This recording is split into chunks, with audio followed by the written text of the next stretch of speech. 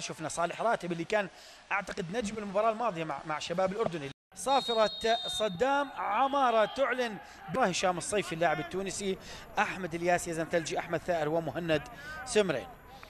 كل هؤلاء بقياده طبعا الكابتن النادي اللي يعني لديه حصه رياضيه على اليوتيوب. جميعكم بالتاكيد بامكانكم متابعه مباراه الوحدات والحسين الان على الهواء مباشره. ما زالت النتيجه سلبيه مع اقترابنا من ربع ساعه من بدايه الشوط الاول. هذه العاب وحدات، كان التعادل الايجابي ما بينه وما بين فريق النادي الاهلي.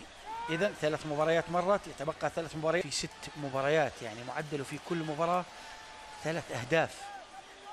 يعني فريق هجومي من كرة الآن وحداتية فيها ضغط. صالح راتب مجددا، رجائي عايد، هذا صالح محاولة الحل الفردي، ممكن يأتي بشيء جديد. صالح راتب لاعب حريف، لاعب فنان. صالح راتب هي السر وهي العامل اللي ممكن يكون الفارق مع أي فريق. شايفين صالح راتب ضغط كبير.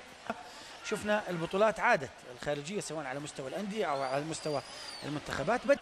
الفرص الشحيحة حتى الآن، مباراة الفرص الشحيحة حتى الآن اندوي الكواب كذا شاهدها صدام عمارة. صالح راتب اليوم والمباراة الماضية، صالح راتب عاجبني بأدائه الفردي اللي قاعد بيوظفه بشكل جماعي، هذا الأهم.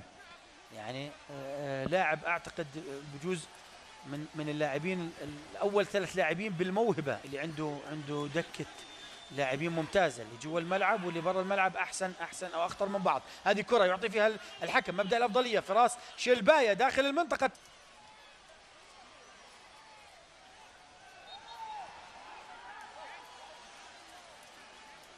عند فهد، هل يأتي الحل الفردي؟ صالح راتب، خلصها حسين ولكن ابتعدت عن الذئابات، وصلت عند صالح راتب ولكن بالقوة وبالبطاقة الصفراء. هذال السرحان يوقف صالح راتب، وهي البطاقة الصفراء الثانية، نقطة تحول في المباراة الآن.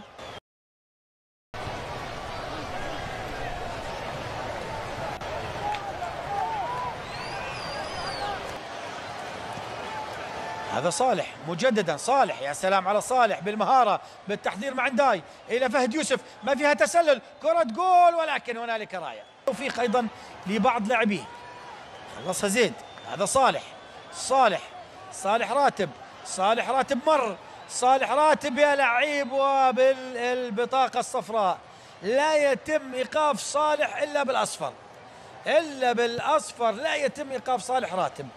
لاعب مهاري، واعتقد بوجود فيتال، اذا فيتال يعني تابع هذه المباراة بشكل جيد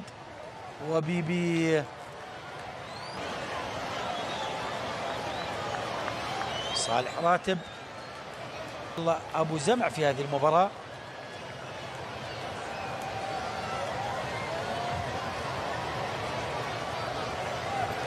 حريف صالح راتب، طلع حريف ودخل حريف، طلع حريف ودخل حريف.